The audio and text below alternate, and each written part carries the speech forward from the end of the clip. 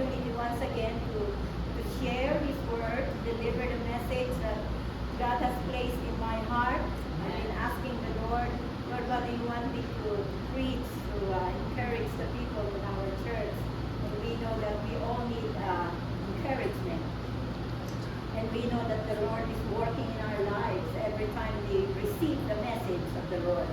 Because it is for the purpose of encouraging, the purpose of lifting you up when you have a problem or whatever trials and struggles that you are going through.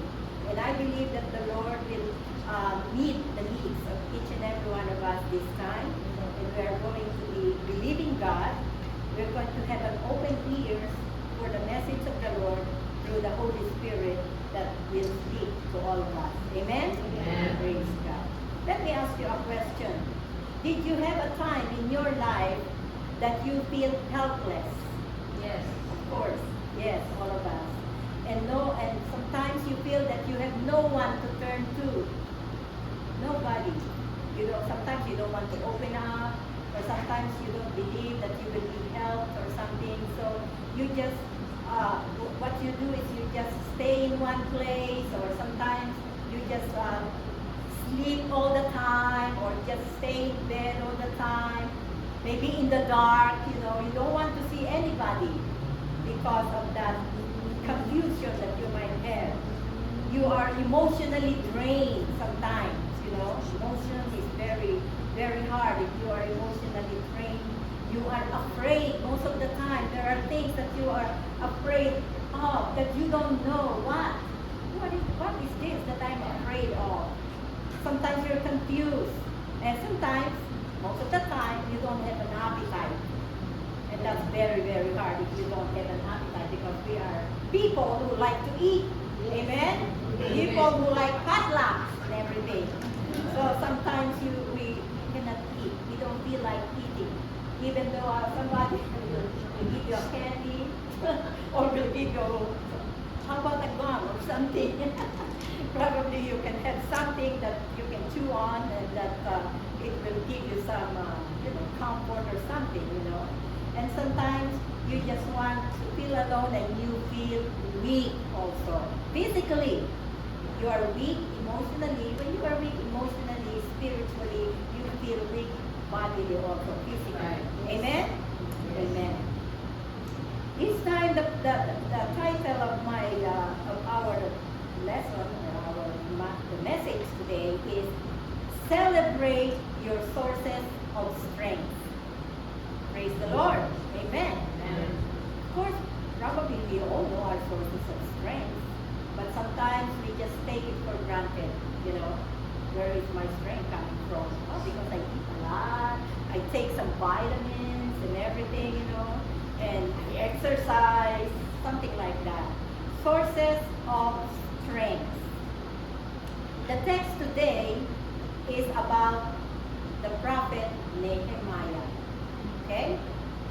Nehemiah, I would like to start by saying that his leadership stood the test and he overcome.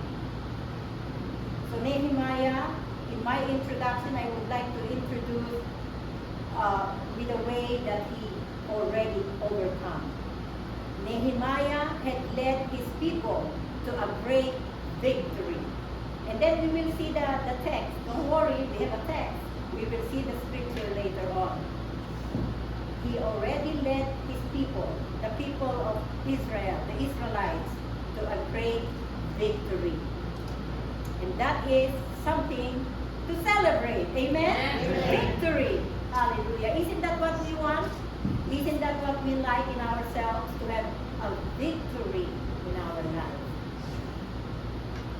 So before we go to the scriptures that we are going to read later on, I would like to give you an introduction of this message that I'm going to give you. It has been Nehemiah's burden to rebuild the wall of Jerusalem. At the time, he was still in Persia, because they were captivated by Persia before. They were with Babylon, captivated them, and then Babylon, they had a fight, and Babylon lost, and Persia. They were given to Persia because Persia was the victor at the time. So Nehemiah was serving the king as his cupbearer. Having heard, while he was there in Persia, he heard about the ruins of Jerusalem. Having heard of the ruins of Jerusalem, Nehemiah prayed and fasted, and he confessed the sins of the Israelites, including himself and his father's house. Just imagine, he asked for forgiveness. He confessed their sins, his father's sins, the sins of the Israelites, and himself, sins that he confessed to the Lord. And you can see that in Nehemiah chapter 1, 5 to 7. Despite so many resistance and mocking from the opposition group, of course there's always opposition, when you have something good in mind that you want to do, there's always some opposition. Amen? And it happens to all of us too. So Nehemiah persevered because he believed that the gracious hand of God was upon him. The Israelites joined him. The people of Israel joined him in his vision. It was his burden to rebuild the wall of Jerusalem. So the Israelites, he convinced the Israelites to join him in his vision to rebuild the walls of Jerusalem. The king, Artaxerxes at the time in Jerusalem, permitted him to be governor of Jerusalem because he wants to be a governor of Jerusalem, and sent him to start rebuilding. Another victory, hallelujah! Praise the Lord. He was allowed to be the governor. He was the cupbearer of the king, but he wants to be a governor in Jerusalem, and it was granted to him. Nehemiah shows how to tackle God's difficult assignments and survive both oppositions and apathy. Some people that are resisting him, they are showing unconcern. They don't feel like how he feels about the rebuilding of Jerusalem, of the wall of Jerusalem. So their labor had been rewarded. Okay, they worked, they joined in and everything. So their labor had been rewarded. The Jerusalem wall was completed, and they had a dedication service. Shouts of praise were lifted to the Lord. Hallelujah. Amen. So it says in Nehemiah chapter 8, verse 6, Ezra was the one who led the dedication of the wall. So Ezra, the verse. Okay, the verse says, Ezra opened the book. All the people could see him because he was standing above them. And as he opened it, and the people all stood up. Okay? The people all stood up and worshiped the Lord, and then bowed down and worshiped the Lord. Oh, okay. Ezra praised the Lord, the great God, and all the people lifted their hands and responded, Amen, Amen. Then they bowed down and worshiped the Lord with their faces to the ground. Hallelujah. And then we can see here that the celebration was done. Okay? They celebrated what God has done to them. So in here, they were to celebrate the sources of their strength. And they were told to be joyful and not solemn or nor sad. Okay? Joyful, not solemn nor sad. The Levites, Joshua, Bani, Shebaiah, Jamin, Akub, Shabbatai, Hodiah, Masaiah, Kelita, Azariah, Josabad, Hanan, and Pekalah instructed the people, instructed the people in the law while the people were standing there. So it means here that the Lord, in this book, they mention all the names of the people that were there during this celebration.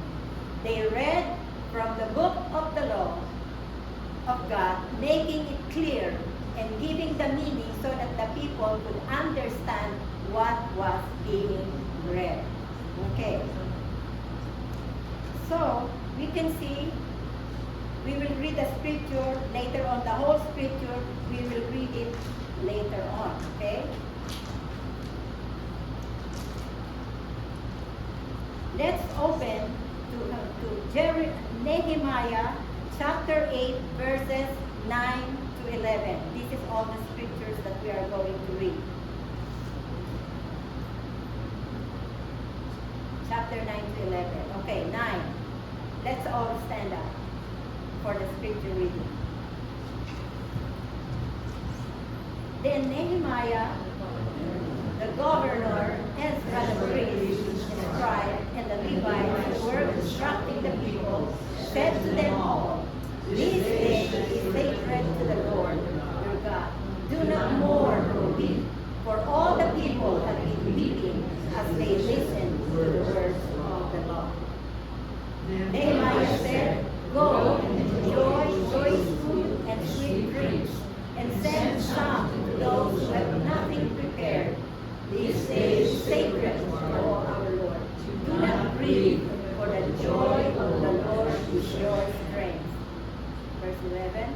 The Levites calmed all the people, saying, "Be still, for this is a sacred day.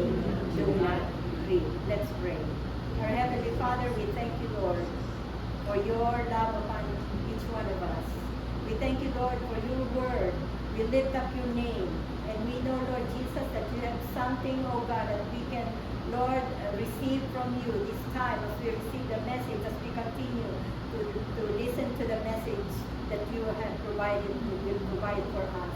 Father, I pray in the name of Jesus that you will, Lord, touch us, open our ears, open our hearts, that we may, Lord Jesus, acknowledge you as the one who is doing all the things for all of us.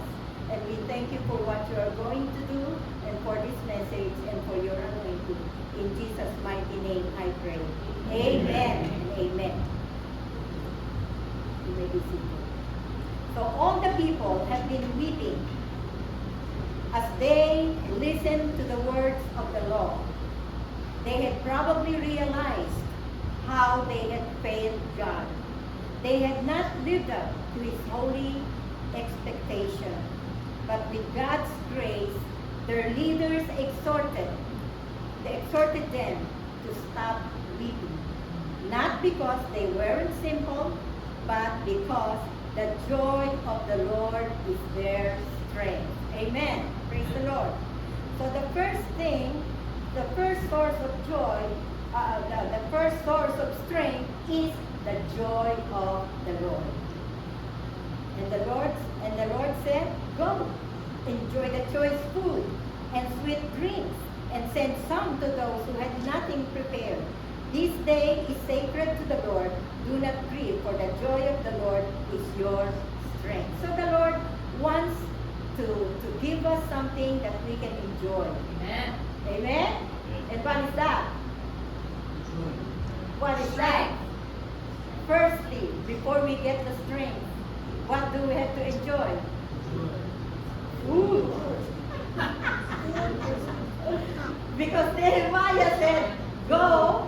Nehemiah said, "Go and enjoy choice food." That was after the choice food. That was after the dedication. Of course, there will be a party, but sorry, we don't have potluck. There's a party, but we don't have potluck. That's why they say share for Imagine those that. who didn't That's why bring. it says, "Go and enjoy choice food and sweet drinks, and send some." Oh, there is even a what is that? Uber Eats or something. Yeah. Send some food. food to those who had nothing prepared. Because this day is sacred to our Lord. Do not grieve, for the joy of the Lord is your strength. So probably they were grieving. During the message of Ezra, they were grieving.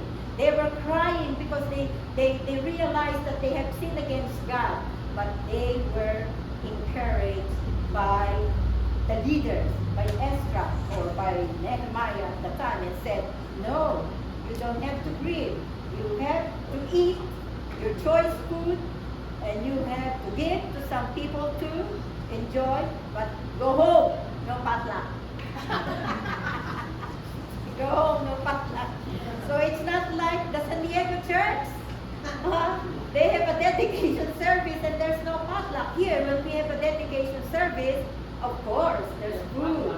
Baby dedication, church dedication, whatever dedication, or dedication of the newlyweds, or the anniversary, wedding anniversary, there's food all the time. But this time, you go on and eat your own food, or meaning you have to buy your own food, or cook your own food.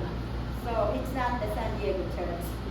It is in Israel, after what God has done, after they finished, they completed the wall of Jerusalem.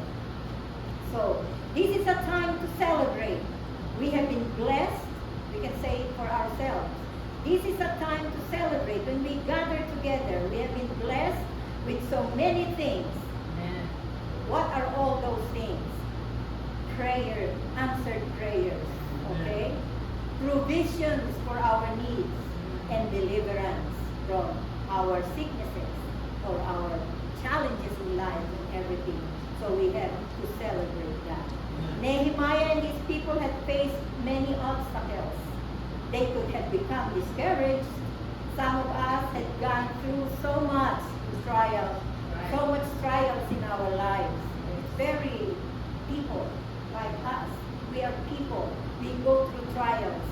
Challenges that cause us to get downhearted. See? We are so down sometimes because of those challenges and trials that come in our lives. Nehemiah at the time, before he started, before he was allowed to be governor of Israel, of Jerusalem, he approached the king, and he couldn't help but be sad in front of the king. And in fact, the king noticed it and said, "Why are you downhearted? Why are you downcast? What's happening to you?" And so the thing is, Nehemiah cannot take it anymore. He was sad. And then he said in Nehemiah chapter 2, verse 3, "But I said to the king, may the king live forever. Why should my face not look sad when the city where my fathers are buried lies in ruins and its gates have been destroyed by fire?" So that's one of the backgrounds there of what's happening to Nehemiah at the time. There are times some people blame God when these things happen. Don't you think so? Some people blame God. Even Christians. It's a shame, but even Christians, some Christians blame God. Question Him. Question God. When something very difficult, very hard, when we go through hard times, sometimes we question God. Why me, Lord? Did we say that sometimes? Why me, Lord? And then they will say, I have suffered enough, Lord. Don't you see? I have suffered enough. I am faithful to you. And they focus on themselves, what they are doing, what they are offering God. I am faithful to you. I go to church every Sunday. I attend all the Bible studies. I involve in so many programs of our church. And they are saying to God, which there's nothing wrong about it. Because even David If you read Psalms, even David always open his heart to God and say those things to God when he is going through a lot of problems. Some people will say, I obey your words. I give my 10% of my salary. Every time I receive my salary, I give 10% to you, Lord. I'm so faithful. I give to missions. Every month, once a month, I give to missions. Probably speaking to all of us, because we do that. We give tithes, we give missions. To support our missionaries. I support the LMC fundraising. I buy their foods when they sell food so that they can use it for when they go to the retreat or something. To support some of those who have not gone or some of those who cannot pay their way to go there. I sacrifice to come early for the praise team practices. Amen? Me, I did it, Lord. I did it. Why don't I get the answer to my prayers? Don't we do that? Don't we ask God, why don't I get the answers to my prayers? I have been sick, Lord. I have been suffering, Lord, but how come I haven't been healed, oh God? But sometimes the Lord already healed us. The Lord already, answered our prayer. There's a lot of illustrations about that. That people say, I haven't gotten the answer to my prayer. And the Lord already gave the answer, but they didn't recognize that it was coming from God. Amen? Sometimes they think it's coming from them, from what they did or something. But Nehemiah did not stop believing God. He never complained. The joy of the Lord enabled him and his people to keep rebuilding. The joy of the Lord provides strength. Amen. Hallelujah. It says, there was one quote that I would like to read to you. To serve is beautiful, but only if it is done with joy and a whole heart and a free mind. Amen? Yes. We have to be joyful with what we are doing, with what God has assigned us to do. We have to be faithful. This is a quote from somebody. You probably don't know the person. I don't know the person either, but anyway, I like the quote. That it is beautiful. Serving is beautiful to the Lord if we are doing it with joy and wholeheartedly in our heart. So another source of strength that keep Nehemiah going is found in Psalms 37 verse 39. The second source of strength is the presence of the Lord provides strength. The presence of the Lord provides strength. The salvation of the righteous comes from the Lord. He is their stronghold in time of trouble. Amen? Thank you, God. The presence of the Lord. How beautiful it is to be in His presence. Have you done that? Yes. Have you stayed in His presence? Yes. And you felt the love of God, the presence of God, you feel it, and it's really different when you are receiving, when you are there in the presence of God. However you do it, probably in your room, when you wake up in the morning, some of us wake up at 3 o'clock a.m. Yes. And then we can feel the presence of God and we meditate on His presence in our lives. He is their strength in time of trouble. The presence of the Lord is our strength. We all go through times of trouble, but we rise up above our problem. We trust in His Word. We stay in His presence. We remain connected with Him. Amen. There's nothing that can separate us. We should not allow anything to separate us from the presence of God. Amen? We have to remain in the presence of God. And this is Jesus. Jesus is speaking this word to us. In John chapter 16, verse 33. I have told you these things, so that in me you may have peace. In this world you will have trouble, but take heart, I have overcome the world. Amen? Isn't it true? In this world, there we will encounter a lot of trouble. Yes. But be cheerful, take heart, because we have overcome the world. Christians do not face trouble alone. He said to us already, I will never leave you, nor forsake you. It is 13:5. We have everything with the Lord. We can trust God. We can receive all that God has provided for us, for our strength, the sources of our strength, His presence, His joy that we have, that God has provided to all of us. Another source of strength is the promises of the Lord provides strength. Amen. Where do we get those promises? The Bible. From the Bible, from the Word of God. That's why it is very, very important for us to study the Bible, to study the Word of God. Amen. On our own, even in our own homes.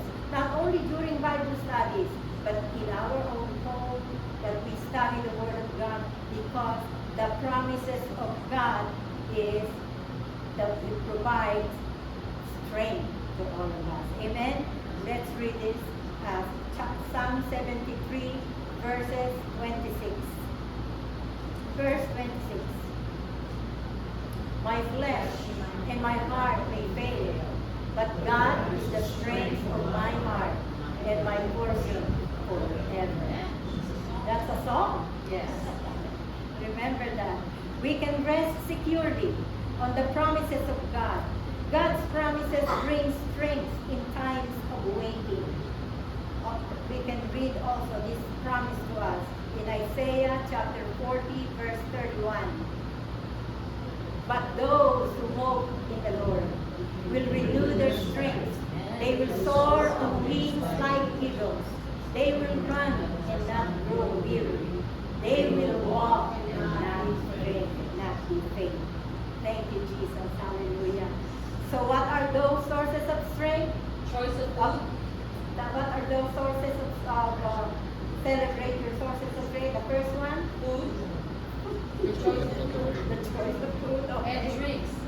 Okay. Number The two, joy, present. you put a joy. Joy. And then? Presence of the Lord. Presence of the Lord. And Promises. then promises. Amen. You joy when we eat the food. Right. Oh, hallelujah. So thank God. Let's celebrate. Let us celebrate our sources of strength. Let us celebrate our Savior.